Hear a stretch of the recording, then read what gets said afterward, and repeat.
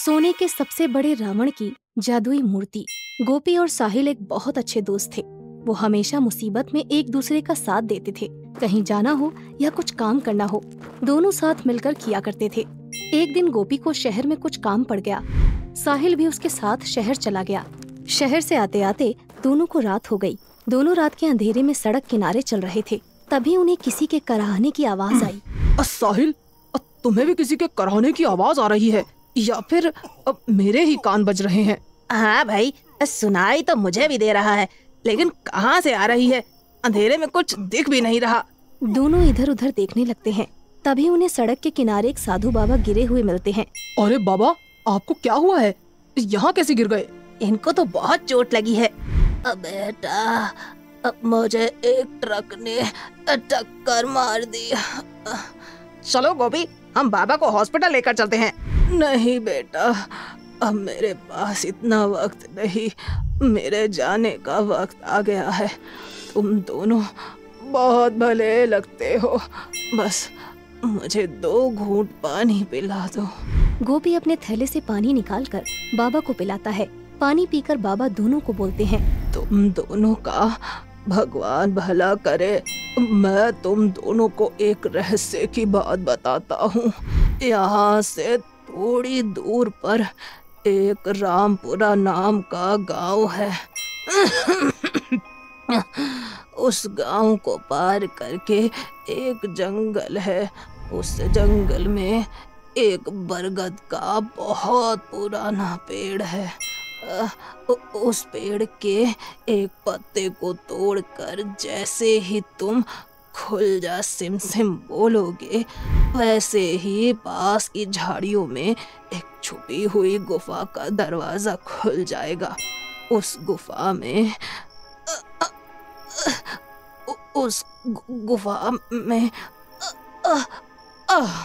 अरे अरे बाबा तो मर गए और पूरी बात भी बताकर नहीं गए। अब क्या कर सकते हैं? चलो इनका अंतिम संस्कार कर देते हैं। फिर दोनों मिलकर बाबा को अंतिम संस्कार के लिए ले जाते हैं और दोनों घर आ जाते हैं। और अगली सुबह ही दोनों मिलकर जंगल के रास्ते निकल पड़ते हैं। जंगल में दोनों बाबा की बताई हुई जगह पर पहुंचते हैं।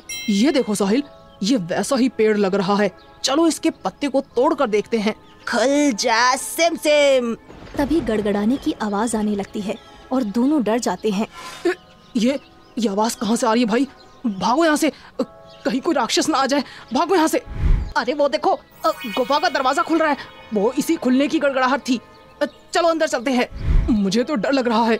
भाई मरेंगे तो दोनों साथ ही मरेंगे, अब फिर डर कैसा? दोनों गुफा के अंदर पहुंचकर, यहाँ तो कुछ भी नहीं है। बाबा ने जरूर हमें पागल बनाया है। नहीं गोपी, मरता हुआ इंसान कभी झूठ नहीं बोलता। ऐसा बोलकर वो इधर उधर हाथ मार के देखने लगता है। तभी उसे वहाँ कुछ लिखा हुआ मिलता है। ये देखो, क्या लिखा है यहाँ पर? इस बड़े से पत्थर को तोड़ने से तुम्हें एक मूर्ति मिलेगी। दोनों वापस घर जाकर एक बहुत बड़ा सा हथौड़ा लेकर आते हैं और उसे तोड़ने लगते हैं। काफी मेहनत के बाद दोनों मिलकर उस पत्थर को तोड़ देते हैं। अरे इसमें तो कुछ सोने जैसी चमकदार चीज है। चलो गोपी भाई, इसे बाहर निकालो। खींचो ऊपर और जोर लगाओ और खींचो। अरे गोपी भाई, ये तो कोई सोने की बहुत बड़ी मूर्ति है, लेकिन ये मूर्ति है किसकी? ये तो मूर्ति का मुंह देखकर ही पता चलेगा। बहुत देर की कोशिश के बाद दोनों उस मूर्ति को निकाल लेते हैं। अरे इस मूर्ति के तो 10 सिर हैं। ये सोने के सबसे बड़े रावण की मूर्ति है। अरे गोपी भाई, इस मूर्ति के साथ अंदर एक बक्सा भी है। साहिल उस बक्से को निकाल कर खोलता है।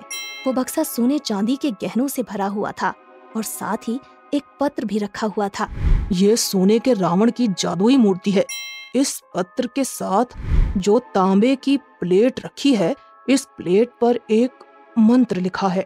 उस मंत्र को जो इस मूर्ति के सामने खड़ा होकर बोलेगा तो इस सोने के रावण की मूर्ति में शक्ति आ जाएगी और जो तुम इस मूर्ति से मांगोगे वो तुम्हारी सब इच्छा पूरी करेगा। अरे वाह, ये तो बहुत काम की सोने के रावण की मूर्ति है। नहीं भाई, ये मूर्ति हमारे किस काम की? चलो हम दोनों इस बक्से के गहने आधे आधे बांट लेते हैं और कोई काम शुरू करके अच्छा जीवन जी सकते हैं। तू पागल का पागल ही रहेगा। तुझे पता भी है, रावण दुनिया का सबसे बड़ा विद्वान ब्राह्मण था और सबसे शक्तिशाली भी था। वो एक त्रिकालदर्शी था, अतीत, वर्तमान और भविष्य सब देख सकता था।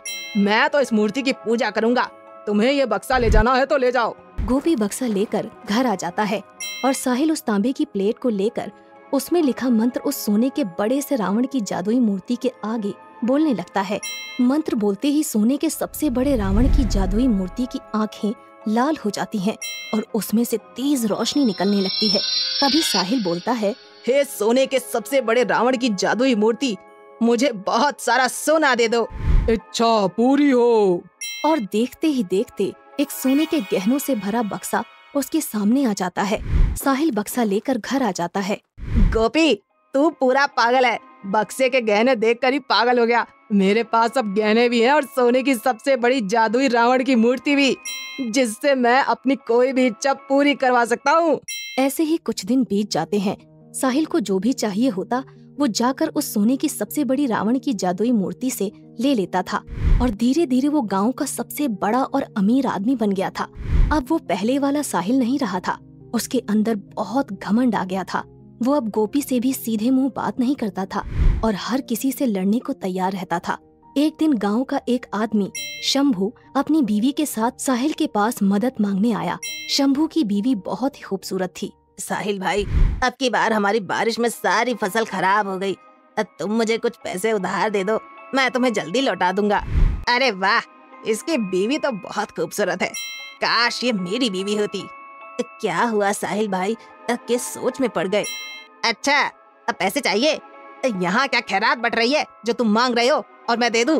और शंभू को वहाँ से डांट कर भगा देता है और रात को उसी सोने की सबसे बड़ी रावण की जादुई मूर्ति के पास जाता है और बोलता है, हे सोने के सबसे बड़े रावण की जादुई मूर्ति, शंभू की बीवी को मेरी बीवी बना दो। इच्छा पूरी हो। साहिल घर जाकर देखता है तो शंभू की बीवी साहिल के घर आ जाती है। उसके अगले दिन शंभू अपने घर के आगे बैठकर रो रहा था। क्या हुआ शंभू, तुम रो क्यों रहे हो? क्या बताऊं गोपी भाई, मैं तो लुट गया, बर्बाद हो गया। और शंभू गोपी को साहिल से पैसे मांगने वाली बात बताता है और साथ ही अपनी बीवी का साहिल के पास चले जाना भी बताता है और फिर रोने लगता है। मेरी बीवी ऐसी बिल्कुल नहीं थी। पता नहीं उसने क्या ऐसा जादू किया कि मेरी बीवी उसके पास चली गई। तुम दुखी मत होना, सब ठीक हो जाएगा। ऐसा बोलकर गोपी सीधा साहिल के पास जाता है। साहिल, ये तुमने अच्छा नहीं किया। उस सोने की सबसे बड़ी रावण की जादुई मूर्ति की शक्ति से तुमने शंभू की बीवी को अपने घर बुला लिया। अगर तुम यही सब करते रहोगे तो मैं तुम्हारे और सोने की सबसे बड़े रावण की जादुई मूर्ति के बारे में सबको बता दूंगा। अरे जाओ जाओ, तुम मुझे मत सिखाओ क्या करना है और क्या नहीं। मुझे उसकी बीवी पसंद आई और मैंने बुला ली। तुम जाकर अपना काम करो और तुम मुझे धमकी क्या देते हो? जो तुम्हें करना है वो जाकर कर लो। और गोपी को अपने घर से भगा देता है। गोपी के जाने के बाद साहिल उसी सोने की सबसे बड़ी रावण की जादुई मूर्ति के पास जाता है और उससे गोपी को बीमार करके मारने की बात कहता है और उसी दिन से गोपी धीरे धीरे बीमार रहने लगता है। एक दिन, हरे कृष्ण अब कुछ दान कर दो बालक। गोपी जैसे तैसे उठकर बाबा को भिक्षा देने के लिए बाहर आता है और उसे देखकर बाबा बोलते हैं, बड़े बीमार लगते हो बेटा। अगर इतने ही बीमार हो तो भिक्षा देने के लिए बाहर क्यों आए? बेकार में तुमने कष्ट उठाया। इतनी दवाइयाँ खा चुका हूँ बाबा, अच्छे से अच्छे डॉक्टर को दिखा चुका हूँ, झाड़ फूंक सब करवा के देख लिया, लेकिन कहीं से कुछ आराम नहीं मिल रहा। साधु बाबा गोपी के सर पर हाथ रखकर उसे साहिल द्वारा सोने की सबसे बड़ी रावण की जादुई मूर्ति के बारे में और उसे जादू से बीमार करने वाली बात बताते हैं। ये सुनकर गोपी बोलता है, बाबा अगर ऐसा है तो साहिल तो दूसरा रावण बन जाएगा। इसके अत्याचार दिन पर दिन बढ़ते ही जा रहे हैं। इसको रोकने का कोई उपाय बताइए बाबा। बेटा 2 दिन बाद दशहरा है। उसी दिन जिस तांबे की प्लेट पर वो मंत्र लिखा है, वो प्लेट जलाने से उस सोने की सबसे बड़ी रावण की जादुई मूर्ति की सारी शक्तियाँ नष्ट हो जाएंगी और वो मूर्ति जलकर भस्म हो जाएगी। लेकिन बाबा वो प्लेट तो तांबे की है, वो कैसे जलेगी? अगर तुम और किसी दिन ये तांबे की प्लेट जलाओगे तो वो नहीं जलेगी। वो सिर्फ दशहरे वाले दिन ही जलेगी। अगर 2 दिन बाद तुम उसे जला देते हो तो ठीक है, वरना वो प्लेट अगले साल दशहरे पर ही जलेगी। ठीक है बाबा, आपका बहुत बहुत धन्यवाद। आप तो एक राम का रूप बनकर आए हो। और गोपी दशहरे वाले दिन जैसे ही साहिल दशहरा देखने जाता है, उस तांबे की प्लेट को जला देता है। उसके जलते ही वो सोने की सबसे बड़ी रावण की जादुई मूर्ति जलकर भस्म हो जाती है और साथ ही साहिल की ऐशो आराम वाली जिंदगी भी खत्म हो जाती है। और गोपी सभी गांव वालों को साहिल की सच्चाई के बारे में बता देता है। सब साहिल को मार मार कर गांव से बाहर निकाल देते हैं।